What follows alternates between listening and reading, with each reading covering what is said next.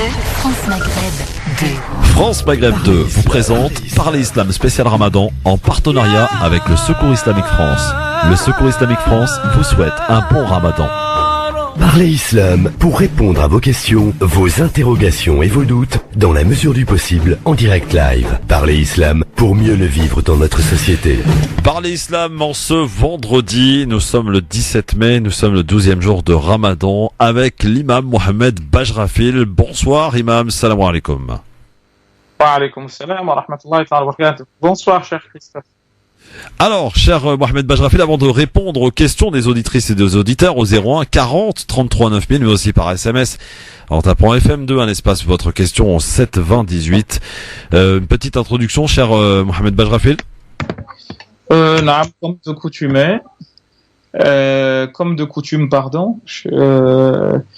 Bismillahirrahmanirrahim, alhamdulillah, wa salatu wa salam ala sayyidina rasulillah wa ala alihi wa sahbihi wa man walah wa tabi'a hudah. Alors, cher Christophe, aujourd'hui, j'aimerais que nous traitions de la notion de don. Vous m'entendez ? Je vous entends, cher Mohamed. Très bien, parce que je vous entendais très mal.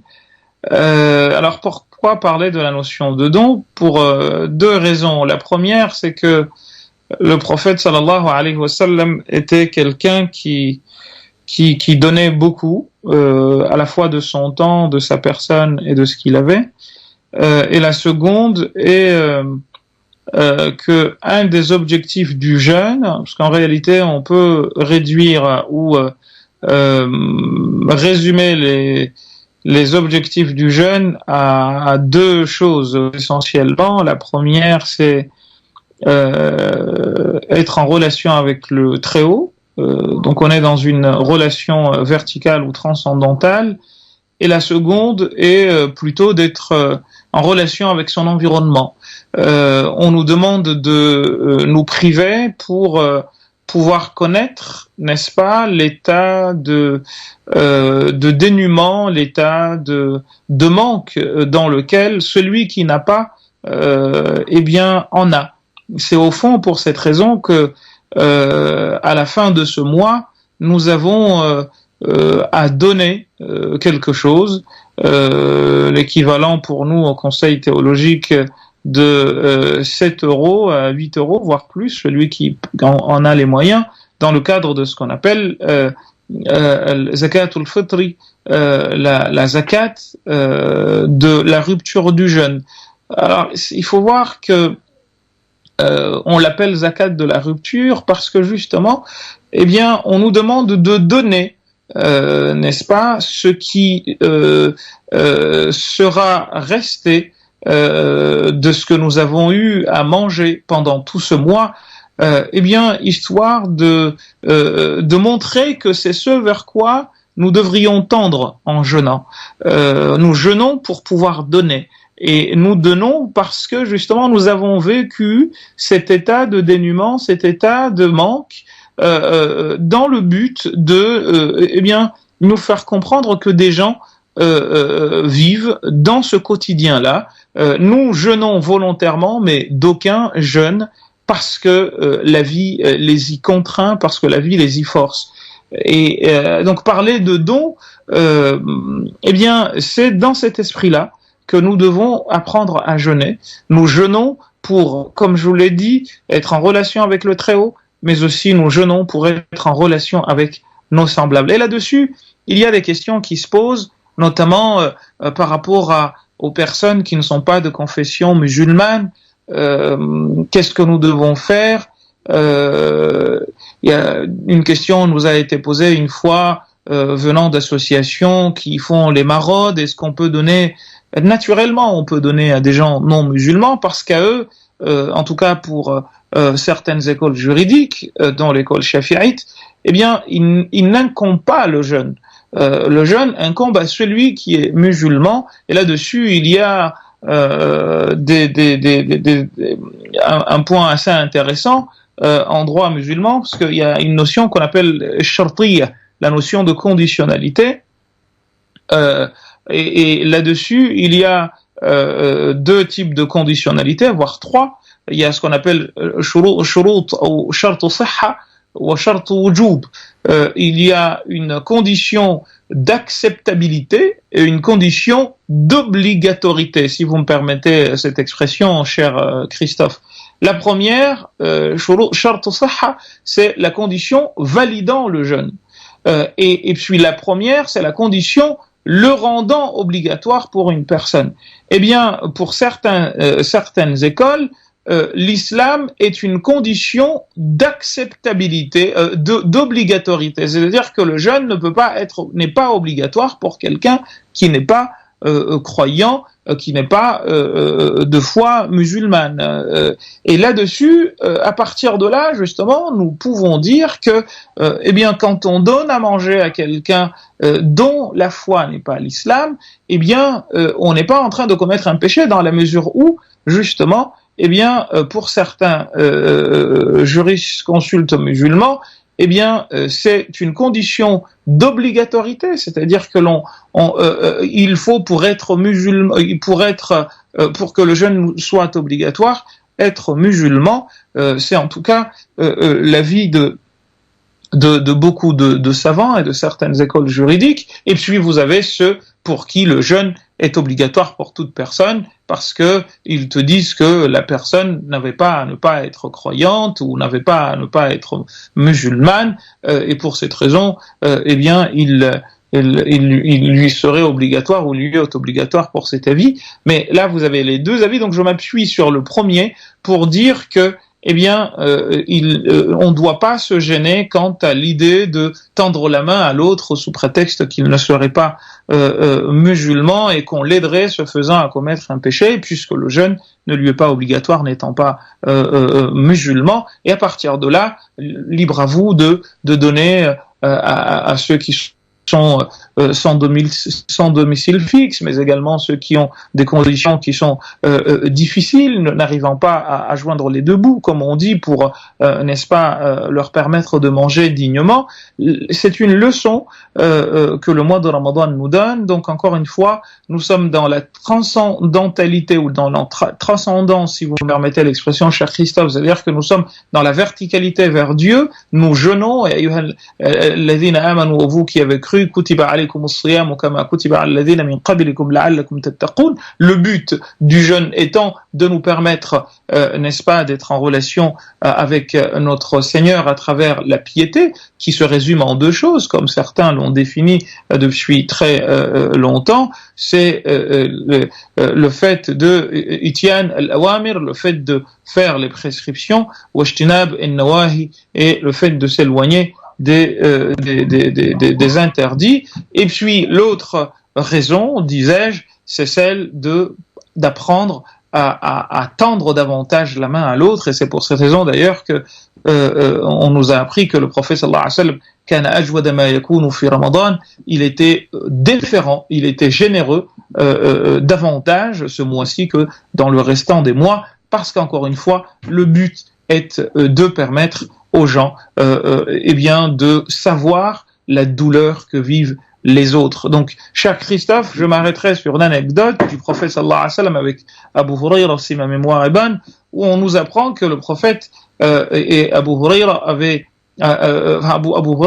faim, et qu'il est parti voir le prophète sallallahu alayhi wa sallam où ils étaient tous les deux. En tout cas, c'est dans ce sens le hadith. Et on leur a servi à manger, ils ont trouvé à manger, et Abu Hurayra pensait qu'il allait s'asseoir directement et commencer à manger. Le prophète lui a dit, va dehors, appelle-moi un tel. Il les a appelés, ils sont venus, ils ont mangé.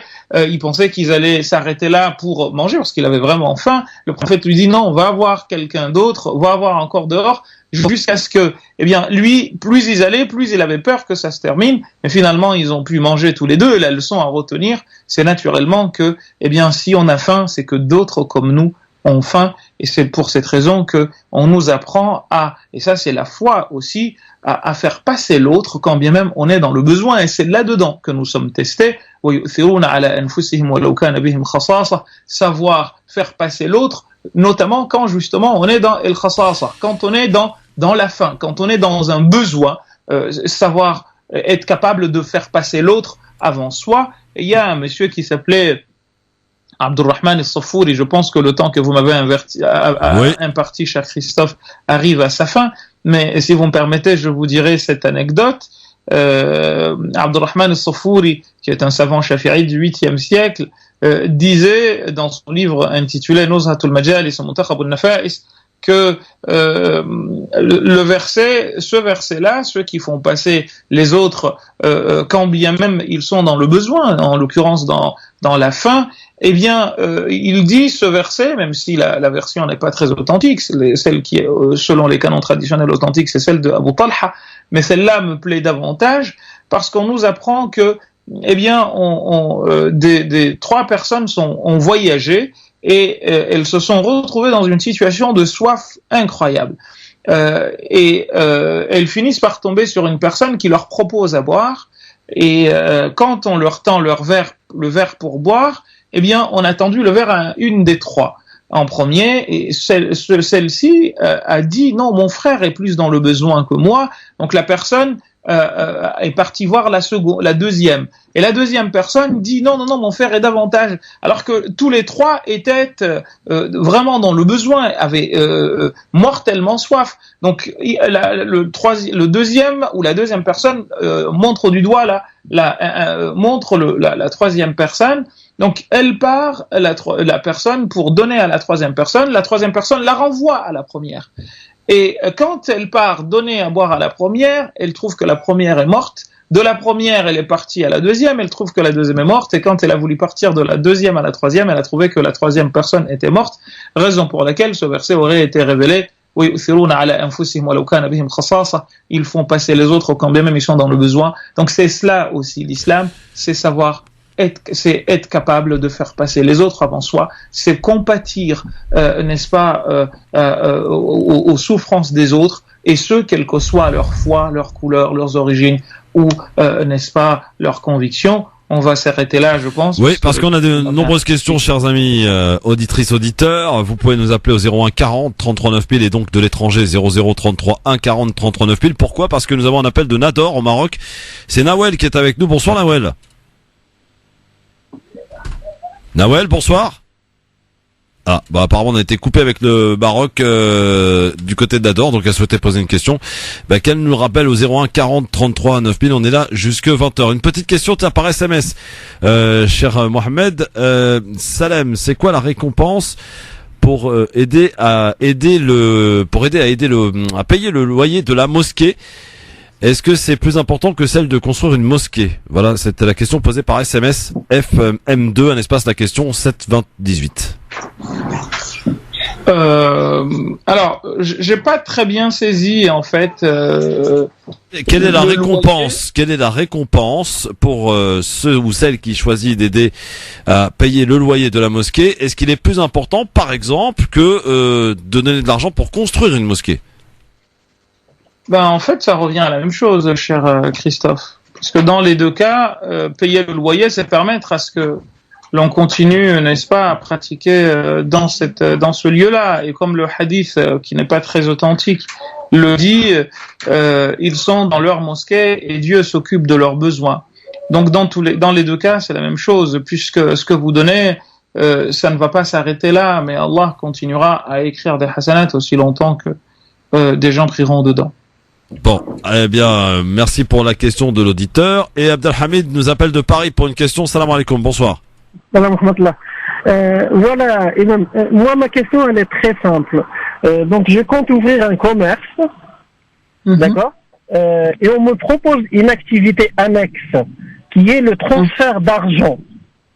Ça veut dire que il y a des pays où les clients reçoivent, ils déposent ici en euros et ils reçoivent en euros. Il y a des pays où la somme est convertie à la monnaie locale, le style de, enfin, tout le monde connaît Western Union, RIA et tous ce genre d'opérations.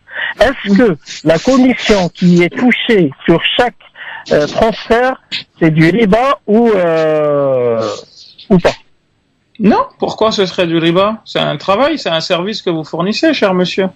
Oui, mais c'est une somme d'argent transférée pour, de l'argent contre l'argent. Voilà. J'ai pensé comme vous, mais il y en a qui m'ont dit oui, mais il faut d'abord. Mais je comprends pas, c'est de l'argent contre de l'argent. Dans quel sens je comprends pas? Vous, ça vous regarde pas. Vous aidez la personne, vous servez d'intermédiaire. C'est vous qui aidez. Bon, c'est un service que vous rendez, cher monsieur. Ça n'a rien à voir.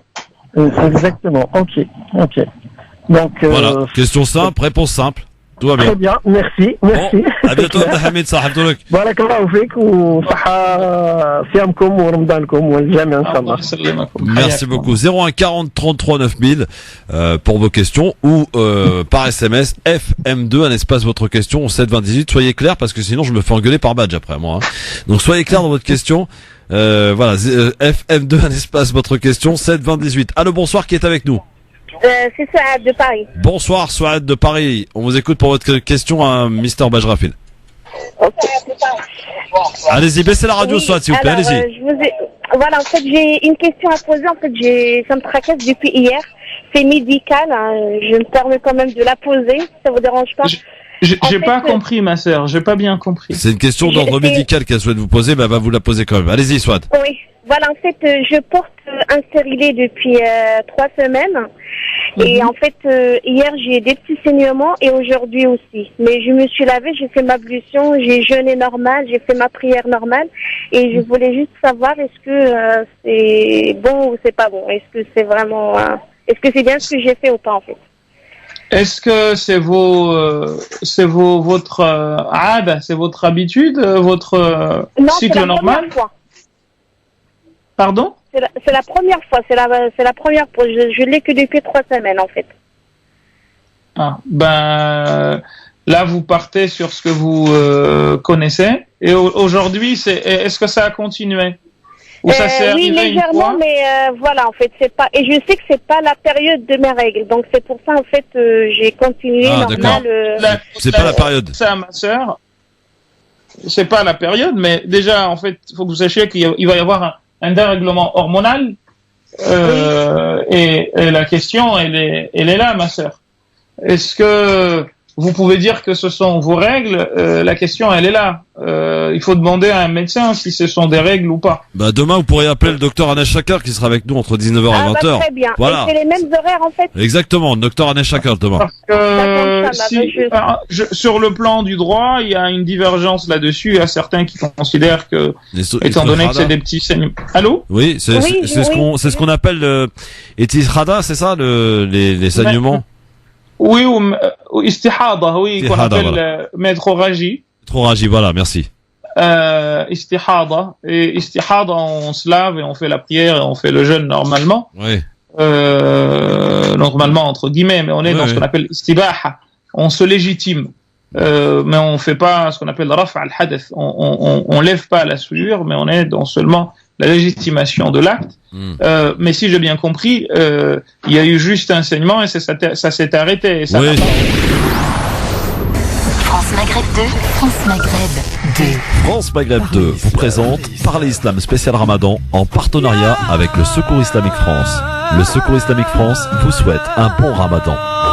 Parlez Islam pour répondre à vos questions, vos interrogations et vos doutes dans la mesure du possible en direct live. Parlez Islam pour mieux le vivre dans notre société. Avec ce soir Mohamed Bajrafil pour répondre à vos questions en direct sur France Maghreb 2 01 40 33 9000 par le biais du SMS FM2 un espace votre questions au 7 20 18. Mais mon cher Mohamed Bajrafil, ce week-end c'est le week-end de la générosité avec nos partenaires Muslim Hands et cher Mohamed Bajrafil, l'objectif étant de parrainer 250 enfants dans 12 pays dans le monde pour la modique somme de 39 € par mois, ce qui correspond à 1,30 € par jour. Et on peut et on doit le faire. Et pour en parler et pour savoir où on en sommes, nous sommes avec Bayan de Muslim Hands. Bonsoir, salam alaikum Bayan. Bonsoir, salam alaikum à tous. Bonsoir, alors donc nous avons entamé cet après-midi ce week-end de la générosité. Ma chère Bayan, où en sommes-nous? Alors là, on a eu aujourd'hui 28 parrainages effectifs, donc qui ont été comptabilisés dans notre système. Mais on a aussi eu des promesses de parrainage, donc une dizaine. Donc on doit maintenant, ils doivent remplir les mandats CEPA, etc., mettre en œuvre le don régulier, Inch'Allah. Donc, comme tu as dit, c'est une action qu'on se doit de remplir, vu que notre devoir, c'est de les protéger, ces orphelins-là. Malheureusement, on a toujours une liste qui s'allonge, et du coup, on a besoin de la générosité de tous les auditeurs de France Maghreb 2. On compte sur vous, et notre défi, c'est pas 250, mais c'est 500 orphelins, Inch'Allah, pour ce mois du Ramadan. Oui, Bayan. Alors, on va peut-être rappeler très utilement, d'ailleurs, à toutes celles et tous ceux qui souhaitent participer pour tout au long de ce week-end, en tout cas, parrainer un enfant. Comment ça se passe chez vous? De quelle manière on s'y prend? Alors, c'est très simple. Pour parrainer un orphelin, on va ou sur le site muslimhands.fr, ou sinon on nous appelle au 01 49 48 05 05, 01 49 48 05 05. Et la troisième possibilité, c'est carrément de venir nous voir à notre siège sur Saint-Ouen, au 155 rue du Docteur Bauer.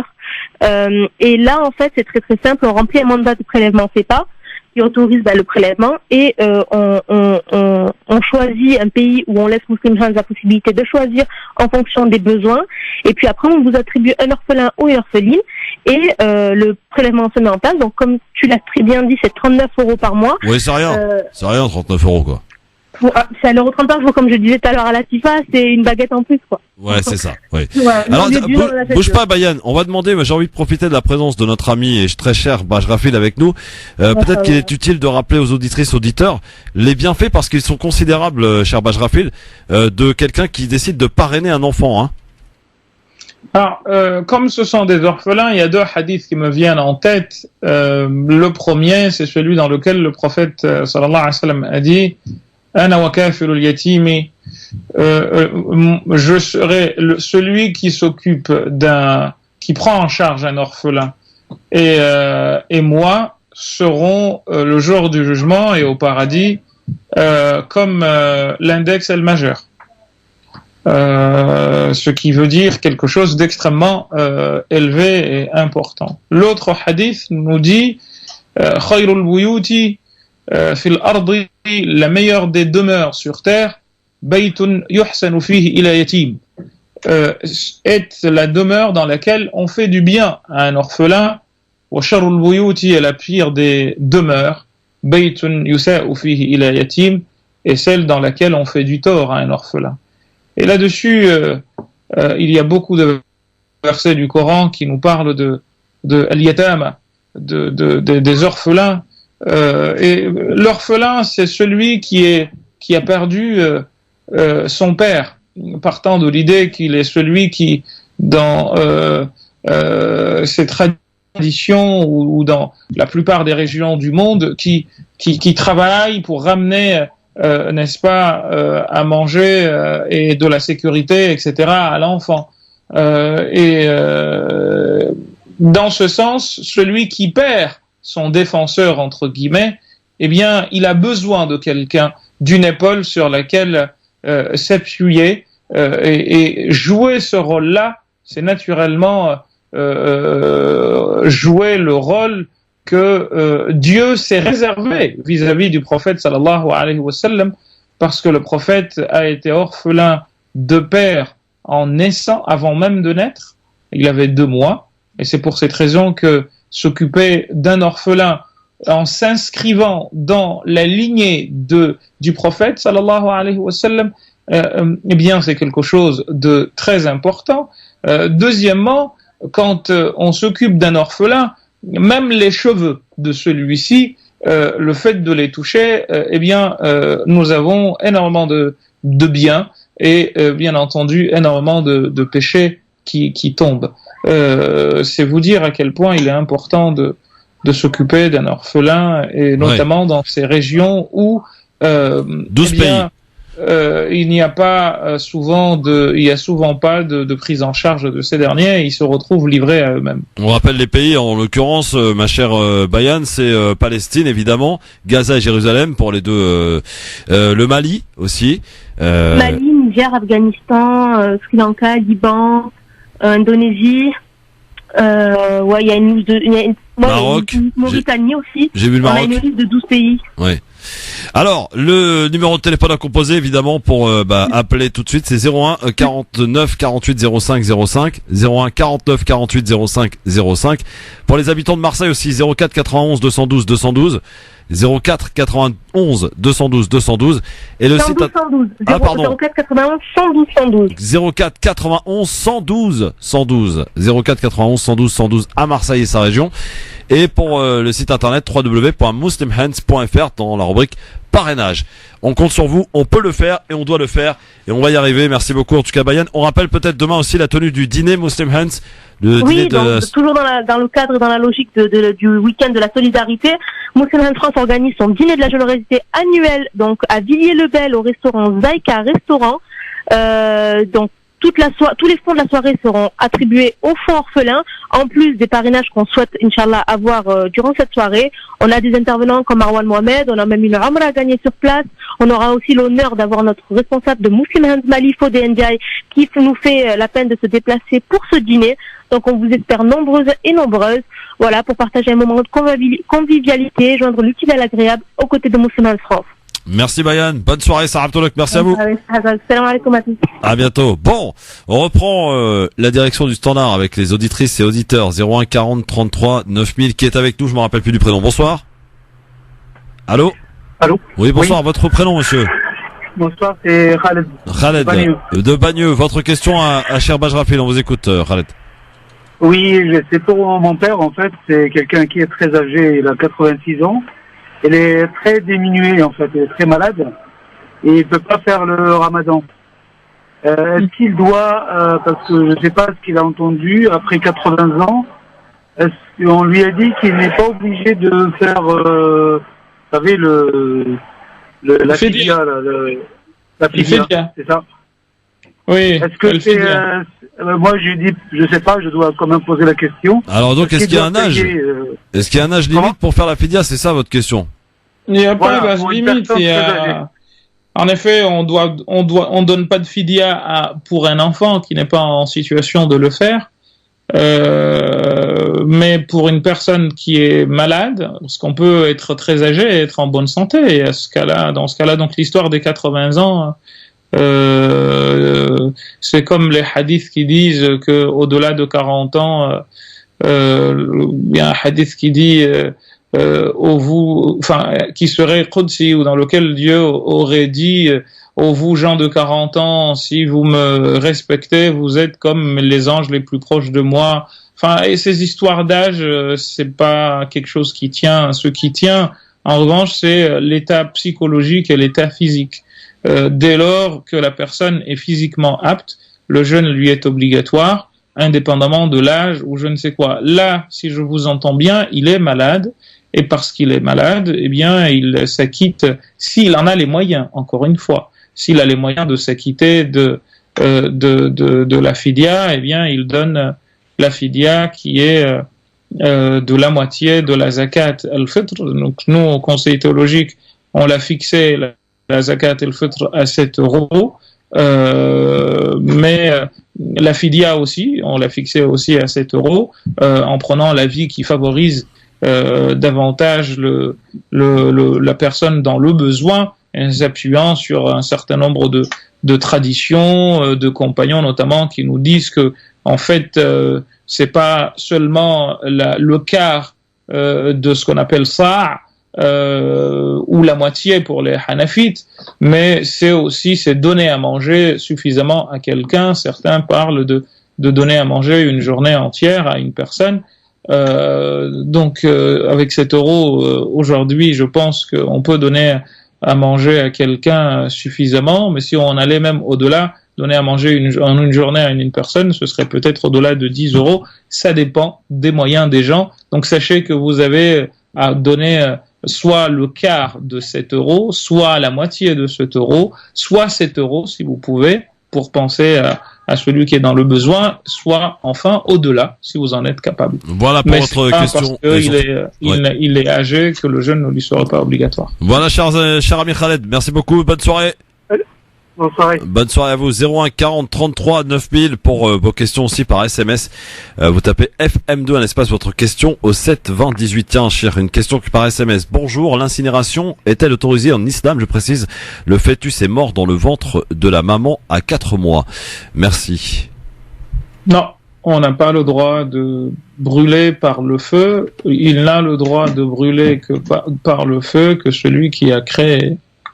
Donc, Y compris non. pour un fœtus. Un fœtus. Non, on n'a pas le droit, ça reste un fœtus. 4 mois, c'est l'âge auquel l'âme est soufflée dans le corps. Donc réponse non. On enchaîne avec une autre question du côté du standard. 01 40 33 9000. Bonsoir. Salam alaikum. Oui, bonsoir. Bonsoir madame, votre prénom s'il vous plaît. C'est Nadia. Nadia, vous nous appelez d'où De Nadia? De Metz. Oui, D'accord. Votre question à cher Bajrafil, Nadia. oui. Alors, je pose une question. Je suis mariée avec un Français. Mais العام الجاي إن شاء الله هذا العام إن شاء الله غادي يدخل في الإسلام. Ça lui plaît le fait que quand il rentre, il dit alhamdoulilah. من يبغي يرقد يشهد. Mais s'il était باش يصوم, le médecin قال لي non. Et comme il est hyper tendu, donc il ne peut pas prendre les médicaments à temps, il faut le matin, donc il est malade. J'entends pas très bien, madame. Parce que j'ai un haut-parleur. Bah, enlevez le haut-parleur peut-être alors, parce que Enlevez c'est vrai le qu'on haut-parleur on quand entend vous mal. parlez, Hein. Ensuite, vous le mettrez Voilà, pour une fois écouter. qu'on aura entendu. Moi, juste pour qu'on entende votre question, on entende bien, Nadia. D'accord? Allô? Oui. Alors parlez bien distinctement devant le téléphone, c'est important. Allez-y. Non, on vous entend pas, Nadia. Alors peut-être que vous nous rappellerez plus tard avec un bon téléphone, parce que pensez bien à prendre lorsque vous passez à l'antenne, qu'on puisse bien comprendre vos questions. Il faut que ça soit de bonne qualité. Donc oubliez le haut-parleur, oubliez les kits mains libres, ne serait-ce que au moins le moment où vous posez la question, s'il vous plaît. Parce que sinon, radiophoniquement en parlant, bah, c'est très dur à comprendre. Et bah, forcément, quand on comprend pas, bah, on peut pas bien répondre. 01 40 33 9000. Nadia, rappelez-nous quand vous le pourrez, vous serez dans une zone de meilleure qualité. FM2, un espace, votre question, 7 20 18. C'est évidemment, la modalité aussi pour nous envoyer votre question par SMS. Allô, bonsoir, qui est avec nous? Oui, c'est Nadia. Bonsoir, Nadia. De la même Nadia de Metz? Oui, de Metz. Oui. Ah, bah alors, vous entend mieux, Nadia. Parfait. Alors, on vous écoute, Nadia, pour votre question. Je me suis arrêtée. Bah, vous avez bien fait d'abord. D'abord, c'est plus prudent, Oui. déjà. Merci. Alors, Nadia, Alors, votre question. Oui. Alors, je suis mariée avec un Français, mais العام الجاي كنت باغي يدخل في الإسلام بسهل الجمع الكبير يصنعوه. ولو جور ميم كيبغى يستسلم, j'ai mon cousin qui est décédé. Et le lendemain, je suis parti ici en France. Donc, le jour où, j'ai pas compris. Oui. Le jour où? Le jour où mon cousin il est décédé. Allah yarhamhu. Oui, مسكين. كان باغي يشهد هذاك النهار وكان العيد. كيبغى مسكين يشهد يروح للجامع وتخالتي مات. Donc on était obligé de partir الجنازة. Pourquoi il était obligé de partir à l'Jnaza? Comment? Pourquoi il était obligé de partir à l'Jnaza? Qui lui a dit ça? Oui, parce que c'est وتخالتي. Entre toi? Il habite loin, il habite Wadri, وحنا نسكن في وهران وهو يسكن في ودري مسكين. وخلعنا مسكين. من؟ Donc on était. Hein? من يسكن في الوادي؟ يسكن في ودرهيو.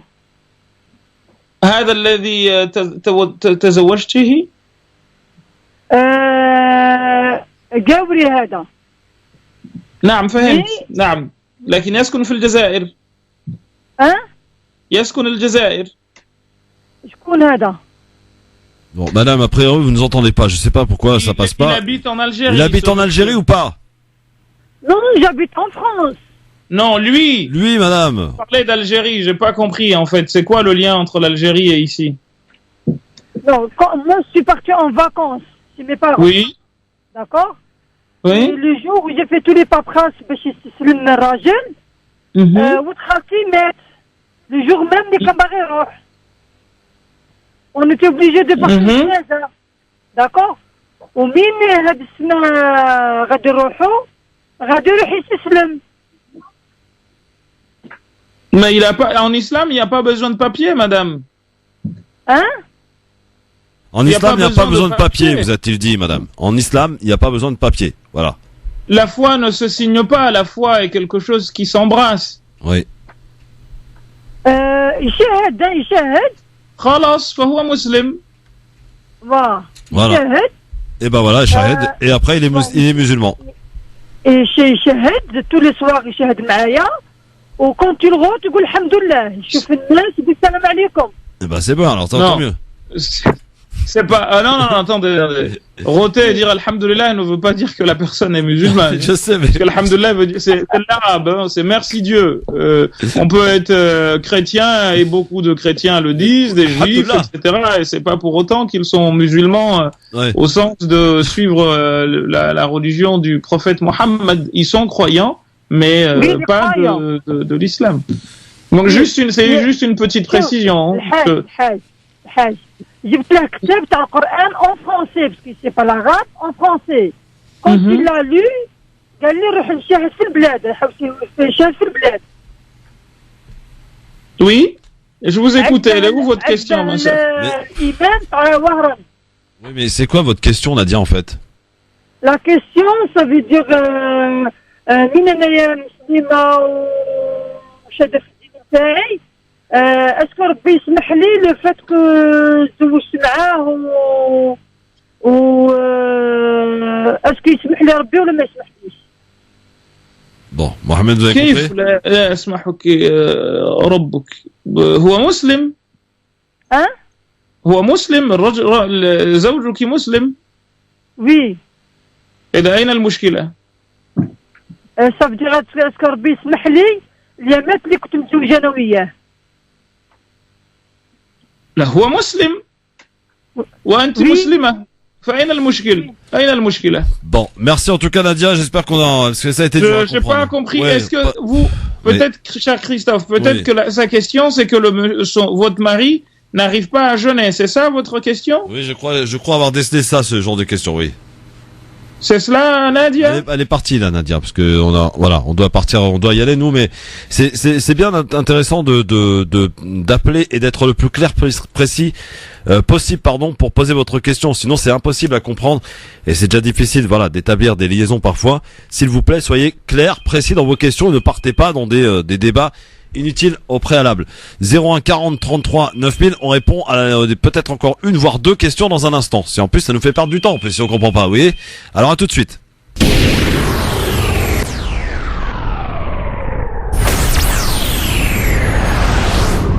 France Maghreb 2, France Maghreb 2. France Maghreb 2 vous présente Parler Islam spécial Ramadan en partenariat avec le Secours Islamique France. Le Secours Islamique France vous souhaite un bon Ramadan. Parlez Islam pour répondre à vos questions, vos interrogations et vos doutes dans la mesure du possible en direct live. Parlez Islam pour mieux le vivre dans notre société. Avec l'imam Mohamed Bajrafil avec vous ce soir pour répondre à vos questions et nous accueillons la dernière question. Elle nous vient de Marseille, tiens, et elle est signée Marc. Bonsoir Marc. Salam alaikum, bonsoir. Bonsoir. Voilà, j'ai une belle sœur qui... On vous écoute. Oui, j'ai une belle-sœur qui vit en Algérie, elle a eu un AVC, elle a eu des graves complications, donc tout son salaire passe dans les médecins, médicaments et autres. Elle a son mari qui a des revenus modestes et irréguliers, on voulait savoir si on peut lui envoyer la zaquette. Bien sûr. Ah, super. Votre belle-sœur, hein? Belle-sœur. Oui, c'est ma belle-sœur. Ouais. En fait, zakat, vous ne pouvez pas la donner à des gens dont c'est votre devoir de vous occuper. Genre les enfants par exemple? Les enfants et les parents. Sauf si les parents sont endettés. Auquel cas, là, c'est comme si vous pouvez, pour certains, donner. Autrement, toute autre personne n'étant pas à votre charge, vous pouvez lui donner la zakat. Est-ce que je peux vous poser une autre question? Allez-y, profitez-en. Allez-y pour une dernière question. Allez-y, bien sûr. Merci. Voilà, j'ai assisté il y a pas longtemps à un enterrement d'une personne musulmane et donc elle a été à la mosquée pour qu'on fasse la prière pour elle. Je voulais savoir, est-ce que c'est une obligation quand on est musulman quand on décède de passer par la mosquée ou est-ce que c'est une recommandation? C'est-à-dire? Pour que la personne aille le corps du défunt soit dans la mosquée, y compris pour lui. On fait je me rappelle plus comment. Non, on peut prier pour lui même dehors. Hein. C'est pas du tout obligatoire. Très bien. Je vous remercie. Ce qui est obligatoire, c'est qu'on fasse la prière sur lui. C'est tout. D'accord. Ok. Je vous remercie beaucoup. Je vous en prie. À tous. Allah barik fikum. Bon courage et bon Ramadan à vous. Merci Marc. À bientôt. Au revoir. Eh bien voilà, c'est ainsi que prend fin cette émission pour ce soir. Je rappelle aux auditrices et auditeurs qu'ils pourront demain soir profiter de la présence, comme chaque samedi désormais, de 19h à 20h du docteur Anas Shakar qui va répondre et vous orienter pour toutes vos questions d'ordre santé d'ailleurs. Et dimanche, l'excellente Bouchra Chekroun qui se débrouille très bien, Mohamed Bajrafil, et qui répondra à vos questions entre 19h et 20h. Bouchra Chekroun que vous connaissez bien puisqu'elle est vice-secrétaire générale du CTMF, c'est ça, hein? Oui, comme je vous dis, hein, elle est la vice-secrétaire générale, mais en réalité, c'est elle qui tient la boutique. Voilà, c'est ça, qui fait votre boulot, quoi. Le mien et le sien. Oui, oui voilà, c'est ça. Bon, cher Bajrafil, en tout cas, si vous avez peut-être des petites dates ou des petits rendez-vous peut-être à donner aux auditrices, aux auditeurs pour qu'ils viennent assister à vos prêches, ça se passe où? Oh, j'aime pas trop faire ça. Les gens... Oui, je sais, mais bon, attendez, il faut que les gens le sachent quand même. Non, ah bébé, non, j'aime pas trop. Bon, alors vous m'autorisez à le faire alors? Non? Vous m'autorisez à le faire? Non, vous embêtez pas. Il veut rester discret, le garçon. Hein, vous avez vu un petit peu comment il est? Bon, si vous cherchez, de toute façon, vous tapez Bajrafil, vous allez vite trouver où il est, hein, vous inquiétez pas. Voilà. Oui, page Facebook, etc. Oui. Les élèves, mais... Voilà, c'est ça. En tout cas, bon, merci beaucoup, en tout cas, cher Bajrafil, et Sarah Haftolog pour ce soir, et rendez-vous pour la 3e et avant-dernière émission du Ramadan. Ça passe vite, hein? Ça passe très vite, ouais. Bon. C'est, comme quoi, c'est pas le temps qui passe en nous, mais plutôt nous qui passons dans le temps. Et comme disait un ami, le temps passe et l'homme trépasse. Merci, cher Bajrafil, et à vendredi prochain. Merci à vous. France Maghreb vous a présenté Parler Islam spécial Ramadan en partenariat avec le Secours Islamique France. Votre générosité fait du bien. Agissez à nos côtés au 01 60 14 14 14 ou www.secoursislamique.org. Parlez Islam.